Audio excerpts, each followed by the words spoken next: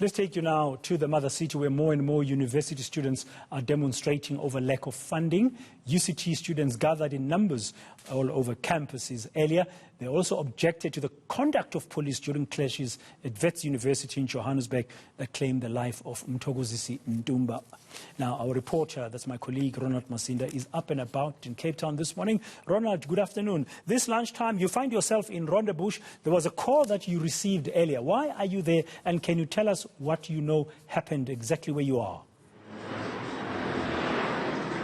Good afternoon, Pradhan. Well, according to police, quite a number of protesters had gathered near the main road, burning quite a number of cardboards, and then it was until then that police warned them that they need to disperse or otherwise they will be arrested. But since then, no arrests or no person was injured during that conversations that the police had with the protesters. But throughout the day, it has been a peaceful protest, but we have now also since seen quite a number of municipal bins that were burnt in quite a number of roads that lead to the campus. Okay. Now, from this 6 o'clock this morning, we understand students gathered for their shutdown that you told us yesterday that they were planning. What happened this morning?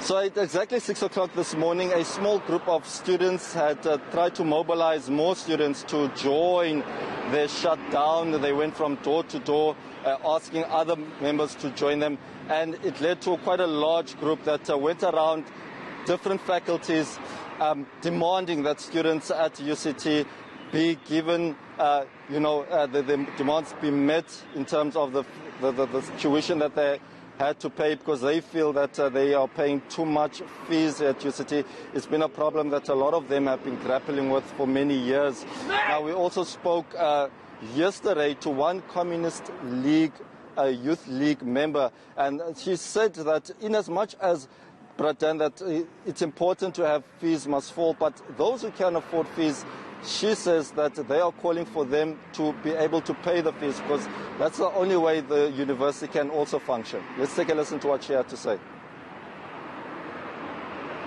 The Young Communist League of South Africa agrees that fees indeed need to fall.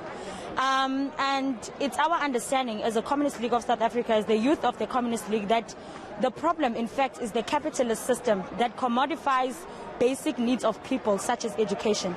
And this is the reason why we find ourselves in the crisis that we find ourselves in now, is because education has been commodified, and those who have means can attain this higher education, and those who do not cannot attain the education.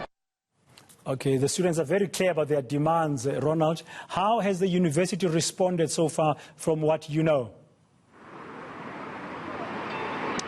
So basically, earlier this afternoon, the students had gathered at one of the finance offices demanding that the Vice-Chancellor address them. The students then didn't get their wish granted, and it was up until then that they started to gather at other areas near the campus. Now, the statement that was sent by the university says that the university has spent around 1.4 billion rand to assist students who are under financial strain. They also said that around 30 million rand has been set aside for students who are facing historic debt. The university also went on to say that those students who are facing historic debt can also apply to gain that relief. So the university is saying that it is trying its utmost best. It does realize the financial strain that COVID-19 pandemic has had on many families, but students are having none of it. They actually want to see a physical contact, the Vice-Chancellor actually addressing the students, rather than a statement which they feel will not live up to the promises that it is made out of.